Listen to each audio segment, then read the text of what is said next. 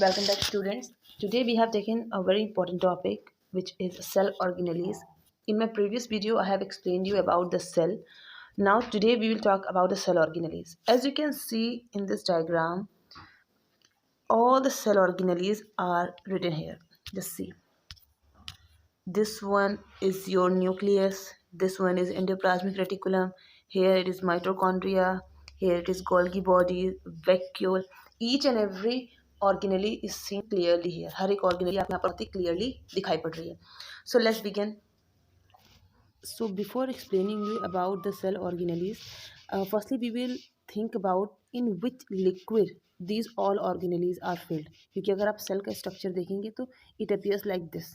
एक सेल है आपकी जिसके अंदर सारे ऑर्गेनेलीज फिल्ड हैं, लेकिन ये ऑर्गेनेलीज किस चीज़ में सस्पेंडेड है, किस चीज़ में टिके हुए हैं, तो that liquid is known as cytoplasm. अगर इस वाले डायग्राम को आप थोड़ा सा ध्यान से देखेंगे तो आपको समझ आ जाएगा कि जितने भी आपके ऑर्गेनेलीज हैं these all are suspended in this liquid. इसके बीच में एक लिक्विड है. और एक चीज़, ये जो न्यूक्लियस है इसके अंदर जो लिक्विड है उसे हम बोलते हैं nucleoplasm, and the liquid which is present outside the nucleus in the cell it is known as cytoplasm. So we can see from here that this is what is nucleus. So the liquid present inside the nucleus is nucleoplasm, and this is known as cytoplasm. This entire area is covered by the cytoplasm, and organelles are present in this cytoplasm. सारी ही organelles इसके अंदर present है. So what is written for the cytoplasm? It is a thick, clear, jelly-like substance होता है जो कि cell membrane के अंदर प्रेजेंट होता है. सेल मेम्ब्रेन का मतलब होता है दिस स्ट्रक्चर. अगर आप डायग्राम देखें तो मैं आपको दिखाती हूँ कि see this structure is known as membrane. Cell की जो आउटर लेयर है इसे हम बोलते हैं मेम्ब्रेन.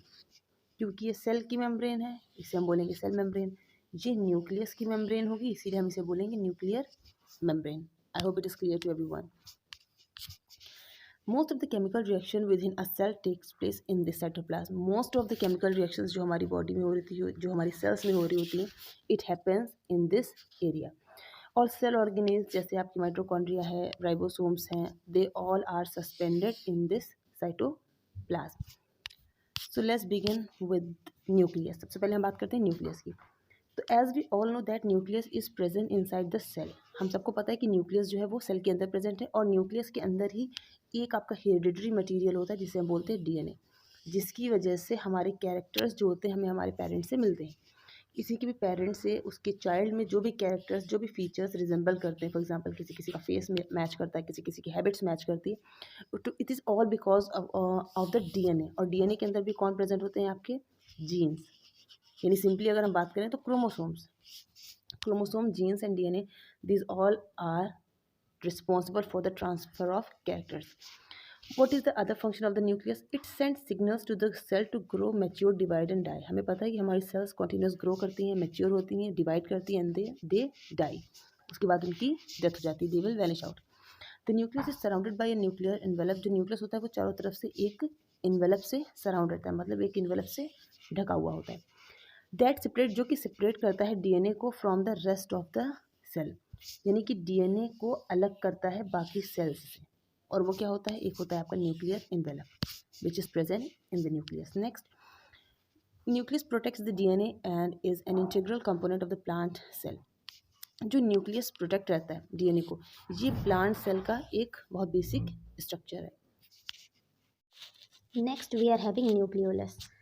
न्यूक्लियोलस समझने के लिए पहले तो हम सेल का स्ट्रक्चर एक बार फिर से बनाते हैं कि ये हमारी सेल है, ठीक है. इसके अंदर कई ढेर सारी ऑर्गेनेलीज प्रेजेंट है. ये हमारा न्यूक्लियस है.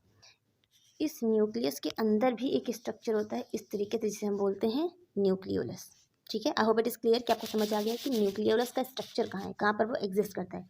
ये सेल है, ये न्यूक्लियस है, उसके अंदर ये आपका न्यूक्लियोलस है. Next, the nucleolus is the site of ribosome synthesis. अब न्यूक्लियोलस पर होता क्या है? तो न्यूक्लियोलस पर होता है आपका राइबोसोम का सिंथेसिस, और ये सेलुलर एक्टिविटीज़ को भी कंट्रोल करता है कि सेलुलर रिप्रोडक्शन होना है, सेल को डिवाइड करना है, सेल को बनना है. It is all control by the nucleus. ना the last we all know nuclear membrane. Nuclear membrane क्या होती है कि जो हमारे न्यूक्लियस को प्रोटेक्ट करती है बाकी सारी चीज़ों से. हमें पता है कि हमारे न्यूक्लियस का स्ट्रक्चर क्या होता है. ये हमारी सेल, उसके अंदर न्यूक्लियस. तो ये जो इसकी आउटर लेयर है इसे ही हम बोलते हैं न्यूक्लियर मेम्ब्रेन. और ये एक बाउंड्री फॉर्म कर देता है between the nucleus and chromosome. So it was all about the nucleus. I hope it is clear to everyone, and if you have any confusion you can ask me in the chat section. Thank you.